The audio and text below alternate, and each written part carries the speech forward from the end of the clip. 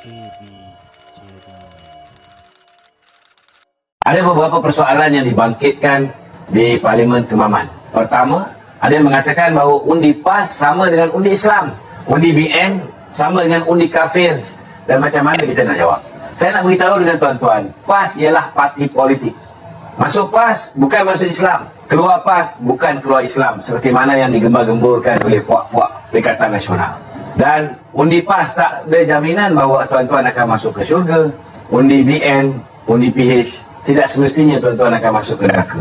Ini semua satu dakwah yang bagi saya hanya mereka yang tidak menggunakan otak dan cetek agama saja yang akan percaya dengan perkara ini. Sebenarnya ini bukan satu perkara yang baru. Perkara ini dimainkan bagi mendapatkan sokongan kerana apa lagi yang mereka mahu perjuangkan. Mereka tidak ada modal sehingga terpaksa menggunakan isu yang cukup terdesak ini bagi saya. Kita lihat ketika mereka memerintah, apa yang mereka lakukan terhadap Islam, apa yang mereka perjuangkan. Cuba tuan-tuan tanya dengan pejuang-pejuang PAS ini. Islam sendiri mengajar kita menghormati akan agama lain, malah termaktub dalam perlembagaan negara. Perdana Menteri kita kafir ke tuan-tuan? Kemana Perdana Menteri kita kafir ke? Kepimpinan kita berjuang memperkasakan agama Islam, malah dalam belanjawan 2024 antara yang tertinggi peruntukan diberikan untuk memperkasakan institusi Islam itu sendiri. Tuan-tuan, undang-undang negara ini dijaga dengan cukup rapi oleh perlembagaan itu sendiri. Kalau ada sesiapa nak mengubah kedudukan Islam sebagai agama persekutuan, nak mengubah kedudukan Istimewa Melayu, nak mengubah kedudukan bahasa Melayu sebagai bahasa kebangsaan, nak mengubah kedudukan Raja-Raja Melayu dalam perlembagaan ni, saudara, pertama kena ada sokongan 2/3 majoriti di Parlimen. Takkan UMNO ni, saudara, nak memperbodohkan diri kita. Empat perkara ini UMNO yang memperjuangkan dan mengangkatnya, meletakkannya ke dalam perlembagaan persekutuan. Takkan kita nak menyokong sebarang usaha untuk mengubah perkara ini? Mustahil. Ianya tidak akan berlaku, saudara. Keduanya, kalaulah UMNO tiba-tiba jadi gila, tuan-tuan, dan kita menyokong untuk menghapuskan empat perkara yang dijaga dalam perlembagaan kita ini, akhirnya tetap juga kena bawa kepada Majlis Raja-Raja.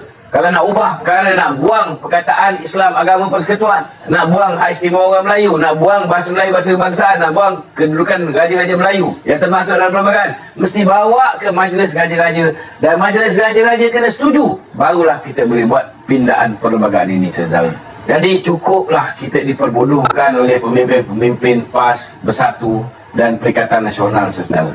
Jangan kita termakan dengan fitnah-fitnah ini. Persoalan kedua, mereka mengatakan undi BN sama dengan undi DAP. Macam mana nak jawab? Saya nak beritahu dengan saudara, BN hari ini berada di dalam sebuah kerajaan di mana DAP juga berada di dalam kerajaan yang sama. Politik ni dinamik, tuan-tuan.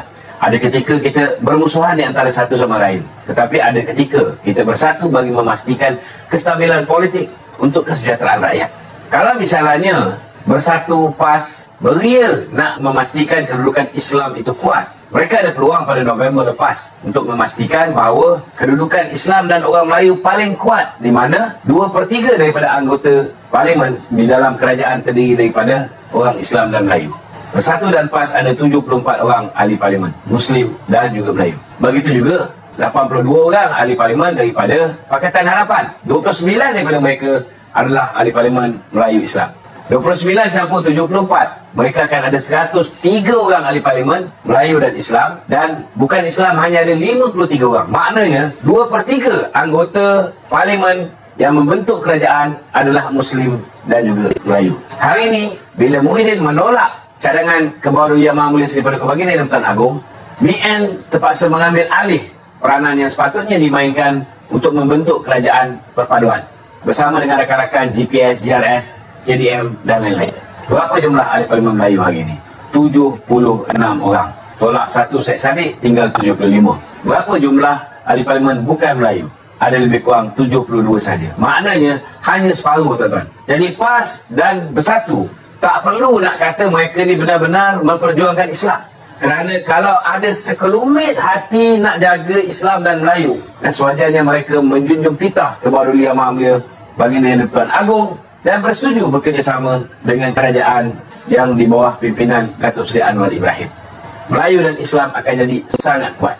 Tetapi disebabkan mereka meletakkan kepentingan peribadi nafsu serakah dia untuk menjadi Perdana Menteri, mereka menolak kerjasama ini saudara. Hanya kerana Muhyiddin tidak mahu menjadi timbalan tetapi tetap nak menjadi Perdana Menteri juga. Tuan-tuan pun tahu bagaimana mereka menikmati zaman Muhyiddin menjadi Perdana Menteri dengan menikmati hasil daripada projek Jana Wibawa dan juga menikmati hasil daripada kutipan duit judi bila mana mereka membenarkan cabutan judi daripada 8 kali setahun kepada 22 kali setahun. Jadi kita tidak seharusnya membiarkan sentimen ini dimainkan.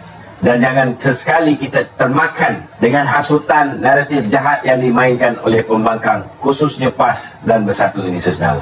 Tidak ada sebab kita nak takut dengan DAP hari ini.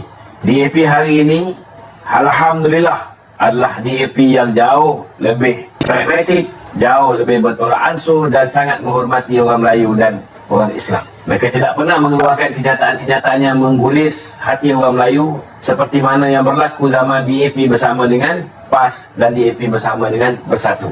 Ini sebenarnya yang dibimbangi oleh PAS dan Bersatu. Mereka risau kalau kita diberi peluang memerintah selama 5 tahun dan kita boleh menjaga kepentingan Melayu dan Islam. Maka naratif jahat ini tidak akan mampu untuk menarik sebarang undi orang Melayu pada pilihan raya umum yang ke-16 lagi. Cara ketiga yang dibangkitkan oleh kawan-kawan kita ialah undi BN takut tak dapat bantuan kerajaan negeri. Ini yang amat-amat melucukan saya.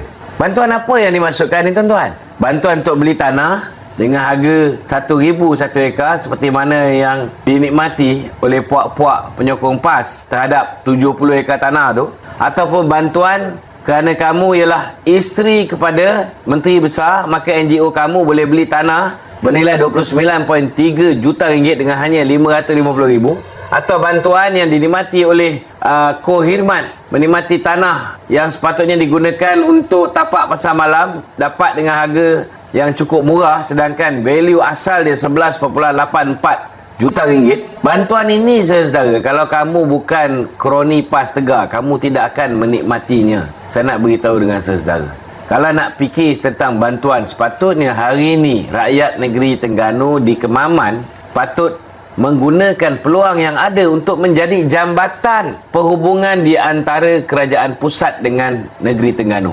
Tidak ada satu adun pun yang bukan PAS dan bukan Perikatan Nasional di Terengganu. Inilah peluang daripada 8 kerusi parlimen untuk diberikan satu kepada wakil kita, iaitu Tan Sri Raja Muhammad Afandi, bekas Panglima Angkatan Tentera, untuk mewakili rakyat di Kemaman daripada kerajaan perpaduan. Segala bantuan yang sepatutnya disalurkan ke Kemaman akan datang daripada kerajaan pusat tuan-tuan. Ini negara demokrasi. Walaupun kita berbeza pandangan politik, wakil rakyat perlu membantu rakyat. Walaupun ahli parlimen daripada Barisan Nasional, adun-adun di dalam kawasan Kemaman itu masih lagi adun Dewan Undangan Negeri, PAS dan Bersatu. Tuan-tuan akan dapat nikmati bantuan daripada kerajaan negeri melalui adun-adun, tetapi tuan-tuan akan dapat keistimewaan kerana mendapat juga bantuan daripada kerajaan pusat melalui ahli parlimen. Itu jauh lebih baik saudara, berbanding daripada hanya mendapat bantuan daripada kerajaan negeri yang saya rasa tak banyak yang boleh mereka bantu. Kalau kita lihat di Kelantan, di Kedah, apa masalah yang dihadapi oleh dua negeri ini? Masalah air. Dan masalah air ini pun yang membantu untuk menyelesaikannya ialah kerajaan pusat. Datuk Seri Anwar, walaupun PAS adalah parti pembangkang, tetapi Datuk Seri Anwar memperuntukkan 1.7 bilion ringgit untuk menyelesaikan masalah air di Kelantan. Jadi itu sebabnya saya nak beritahu dengan sahabat-sahabat, tidak perlu bimbang bila tuan-tuan memangkah mengundi calon Barisan Nasional. Bantuan tetap akan sampai, sama ada melalui ICU Jabatan Perdana Menteri ataupun melalui penyelaras DUN daripada Barisan Nasional dan Kerajaan Perpaduan Pakatan Harapan di negeri Terengganu. Ianya tetap akan sampai saudara, insya-Allah. Pilihan di tangan tuan-tuan. Tuan-tuan harus memilih dengan sebaiknya. Macam saya katakan tadi, tiada Islam yang terancam di bumi Malaysia ini. Tiada Melayu yang akan ditindas. Ini semua hanyalah propaganda dan naratif jahat yang dimainkan untuk menakutkan orang Islam dan orang Melayu, terutamanya orang Kemaman yang hari ini akan berhadapan dengan proses pilihan raya untuk Parlimen Kemaman. Maka gunakan undi di tangan anda dengan sebaiknya.